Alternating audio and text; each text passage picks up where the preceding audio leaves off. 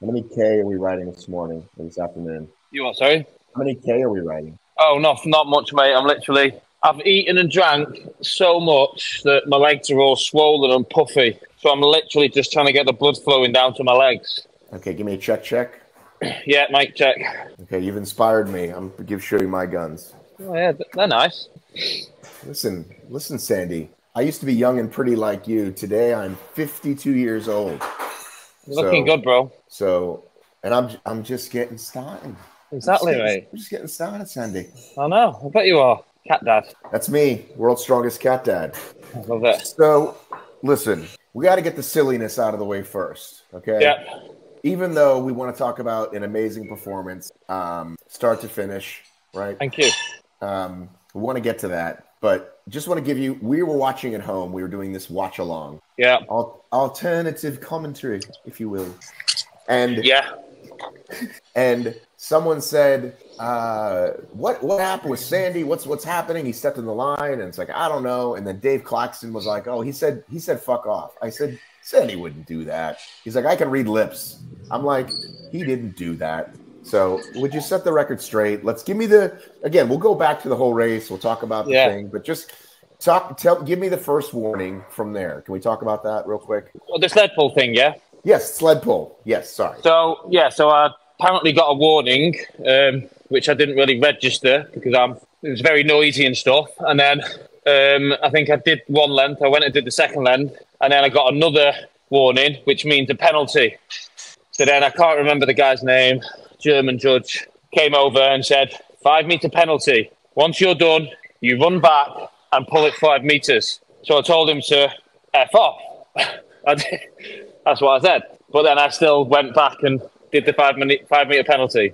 Do you regret saying that, Sandy? No, not at all. Okay. Well, I'm just gonna throw this out there. We got we got people from all over the world watching that race. Yeah. And they may get penalized, and they tell the judge to fuck off, and maybe do the penalty, maybe not. Yeah. But they're like, you can't be mad at me. I saw second in the world do it and not be punished at all. So, you know what I'm saying? This is what I'm saying about, like, maybe thinking about it wasn't the best. You know what I'm saying? Someone rang me. Sorry. I missed that last 10 seconds. Someone rang me. Sorry. It's okay. Just about you. There's a precedent being set of the judges can be spoken to in a manner that's slightly disrespectful, very disrespectful, and maybe not within the spirit of sport, if you will. Yeah. Sandy. Okay. No, I'll take that on board, and I probably shouldn't have said it. I'm not trying to force an apology on you. I'm just telling you listen, I think of things in the macro, right? That's like part of my job. It's like, well, I saw him do it. They didn't punish him, so fuck these judges. Yeah. No, I get that. And I might have not been as passionate in a normal race, but because it was the World Champs, I was leading, and I started to gap Hunter and Alex on that station. I was like, definitely outpulling them. I reckon I'd have probably been 30 seconds ahead of them out of that station. And then to get that, I was like, oh my God. And then it ends up being 15 seconds behind them. Anyway, yeah, said it. It's what it is. We all got over it. Okay. So did you... obviously, the rap on you, Sandy, is gets frustrated, might punch some equipment, might quit early. Passionate, might quit early, right? So when that happened, what mode did you go into when you left 15 seconds behind? Where did your head go then? Once it's like, okay, I'm back on the track, I'm running my K, then where did you go? I went angry. So instead of accepting my fate and settling into third place, where I probably would have previously and gone, oh, there's no way I'm going to catch them now. It's not my day. Don't know, something changed. I got angry, and then I started to run angry. I just started to dig deep, and I started to find a different level I haven't found before. So, yeah, anger. I think anger is what drove me. I had a tiger. Wrong arm. Tiger.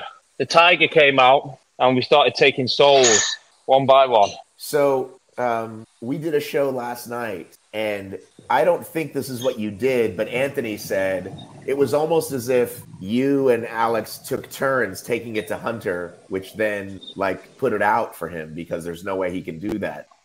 Did you guys have a conversation prior to the event? We chat all the time.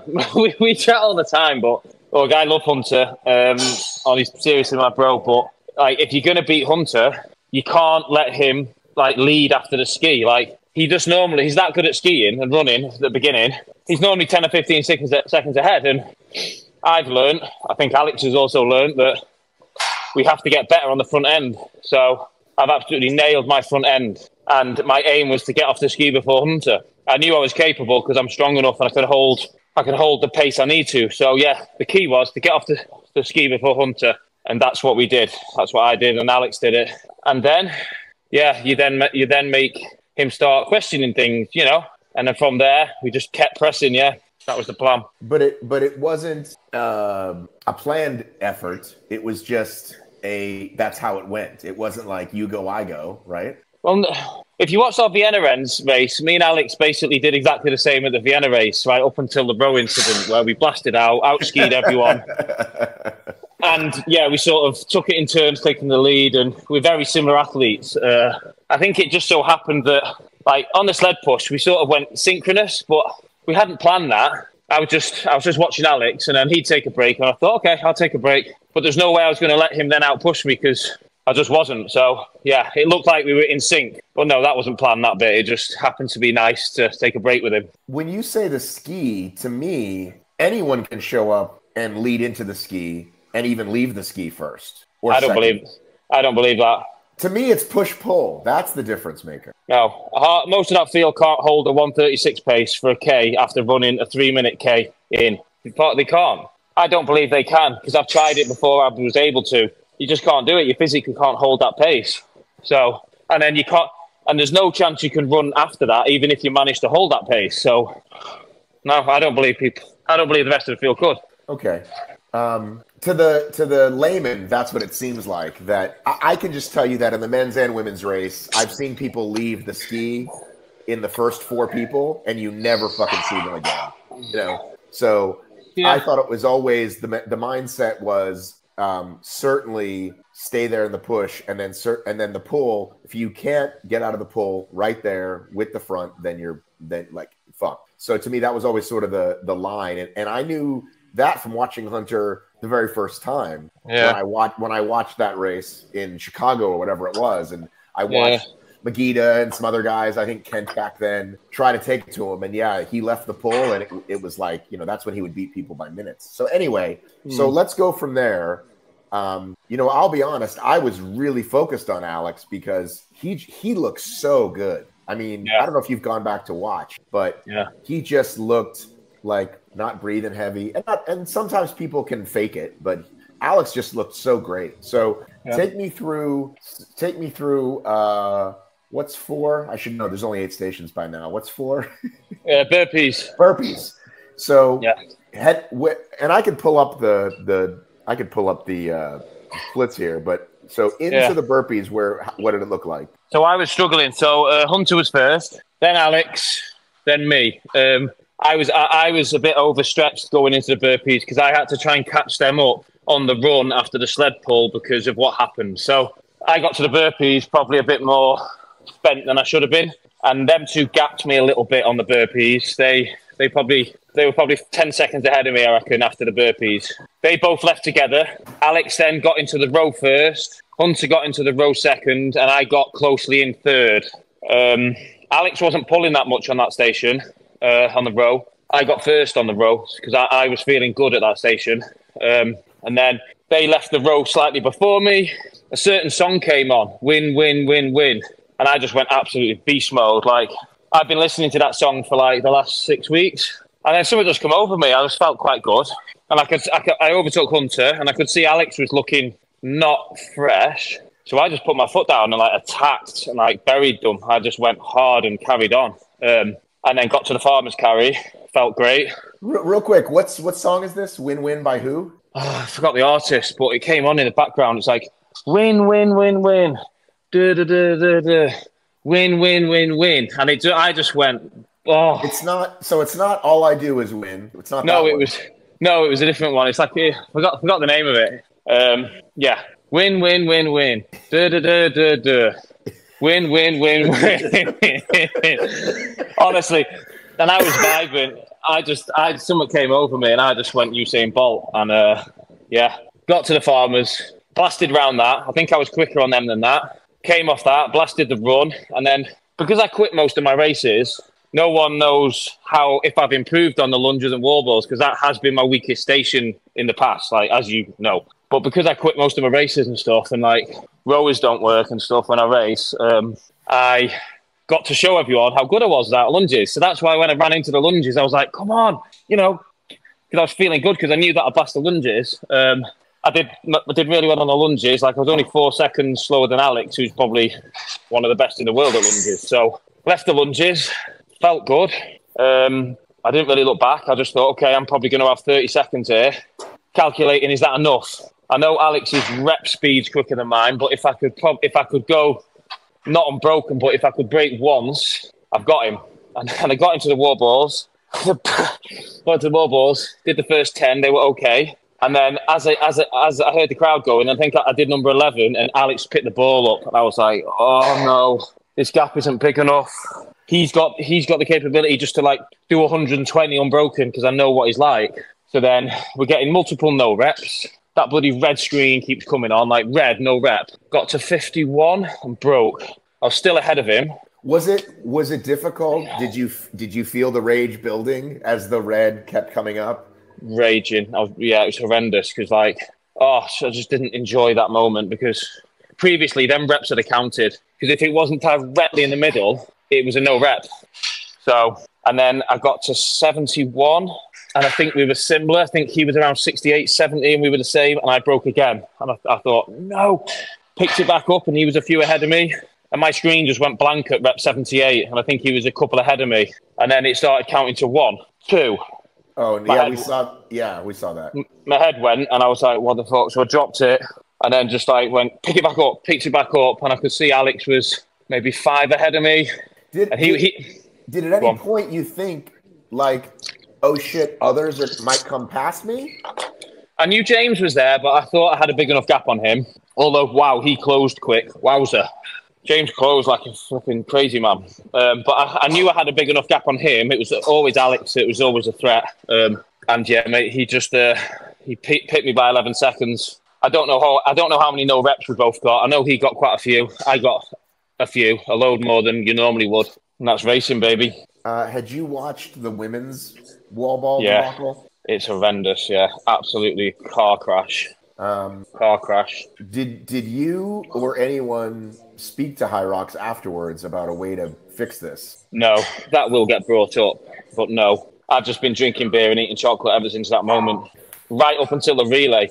I haven't slept because of the adrenaline. All I've done is eat. Like, I've got this fetish with this chocolate muesli. I've just been eating bucketfuls of that. I've not slept. I've been sat on the balcony eating that. I must have raced that relay about 98 kilos.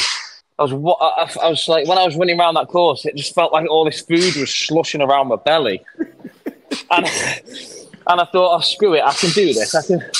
I can run fast, and I can sled push, and then I can die. I don't need to be 92 kilos optimal race weight. I'm not gonna hold back for the next day or two because of this relay. I'm gonna go for it. I had like 8 pints after the race on Friday. I was drinking cocktails all Saturday afternoon, eating non-stop. My legs were swollen because of all the stuff I've been eating. That's what happens to me. And we still won. It's fantastic. So I haven't spoken to Hunter yet, but I believe what I heard is that he believes he got too light. And I'm not sure. I think that's the reason he lost. What do you think? Yeah, I speak to Hunter every other day nearly. Like, we're pretty close, I'm not going to lie. We both tried different methods. Like, I tried to go light, and it killed me in the Doha race. I cramped up after the sled push, and I got down to 89 kilos, and I looked like death. That isn't the way to do it. Sorry. I know Hunter was dropping weight, and he said he had some issues during the Einarharm race of cramps and stuff. So he did say he was relaxing a bit on the dieting, and I think he was going to try and put a little bit on before the race. But I don't know. Don't know what happened with that. His weight didn't look too lean, in my opinion. He probably looked the normal Hunter, if I'm honest. We have to do the math for the American audience. Hey Siri, how many pounds is 89 kilos? Like 200, 198? It's 196.21 pounds. Did you hear that? 196. So you wanted to be, so what do you think optimal weight for you is? 92. 92. So is that 200? More.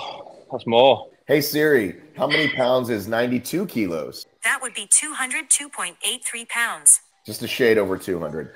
Well, I think that I have some theories because that's part of my job, and people can agree or disagree.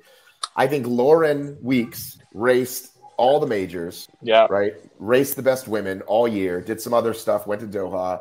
And Hunter kind of did I can just earn my chip and then go because I know how to do this. And I think he didn't race enough. And I don't think you have to do all the majors, but I think you got to show up and be in the atmosphere and see what your competition is up to and learn what your competition's doing. And I think that was a piece. So you're shaking your head. You agree? No, I definitely agree with that. I think Hunter probably should have done one more major. I think he should have done 2 majors and maybe 1 or 2 normals, maybe, yeah. But Hunter does start the season late. Hunter has a big off season. So maybe he didn't feel ready. I don't know. Not sure. Well, when he last lost the championship in Leipzig, we saw a very angry Hunter, and he came back strong. And I think that's great for the sport. I think a very pissed off Hunter, we want his best, right? Great for the sport. Right? Like, you feel like you got woken up on those on that pull, right? And so, like, we want Hunter woken up and ready to battle. And it's so great as fans of the sport to see the likes of you and Alex and JK put it together at the right time. Yeah. Because that's what we want. We want you guys to step in the line and say, who's going to take it today? I don't fucking know. Whoever has the best day. Yeah, exactly. And I think it's done him a lot good. He did a post after Hunter. It's got like 12,000 likes or something. And like, I think it's his best ever post he's done. He was just genuine and, you know, and I think it was his best ever post he's done.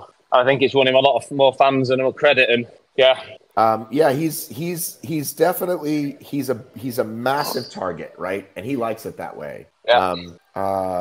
It's pretty short. I've seen it. I thought I didn't see it because I didn't know what you were talking about. But he just says, "Dear Journal, I lost. I put together the hardest camp of my life that ended with the hardest HYROX of my life." And he gives you and Sandy, he gives you and Alex your flowers. Anyway, go read it, everybody. No, but he's not making excuses, is he? He's not. A lot of people might throw some excuses in and things like that, and that's why I like it. So the team race, it looked like you guys had a blast out there. Nailed it, like absolutely nailed it. I didn't think we'd win. I think we could get podium, but Jake absolutely killed that. Jake's a super fast runner. That's why I picked him. I didn't know we could ski like that. He was only a few seconds off the ski after Hunter.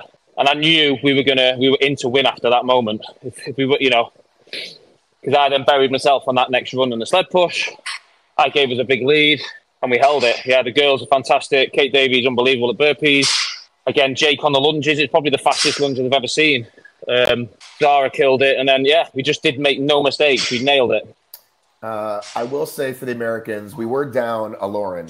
So we'll see you there next year. Let's hope they do it again next year. Yeah, you were down a Lauren. I'll give you that. I'll give you that. You were down Lauren Weeks. But listen, you can only do what you can do, right? You can only, you can't change who shows up on the start line against you, right? You just got to show up and do your job. And you had a fat Sandy. You had a Sandy touching 100 kilos on that start line. You had a fat Sandy on that start line. So, yeah. So are you...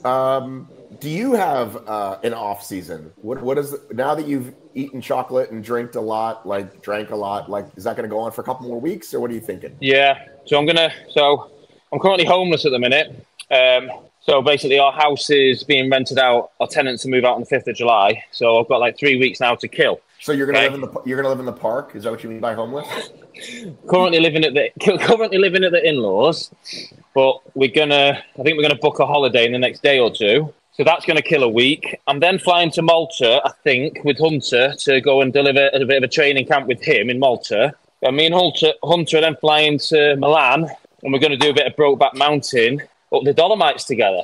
Nice. Yeah, so we're going to do some hiking up the Dolomites for 5 nights. So that's going to kill nearly another week. So then that means it's only then going to be a few more nights at the in-laws. Then I'm going to get my house back. So yeah, the next month will literally be not much training, like at all, and I'll be eating and drinking pretty much what I want. Probably try and get 100 kilo on the scale, and then come back and then start training again, but only slowly. I'm not doing anything specific yet. Just fitness for fun. What city do you currently reside in? Chester. And where is that? Near Manchester. You know Manchester, don't you, on the map? Of course. So I'm an hour from Manchester. All right. City or United?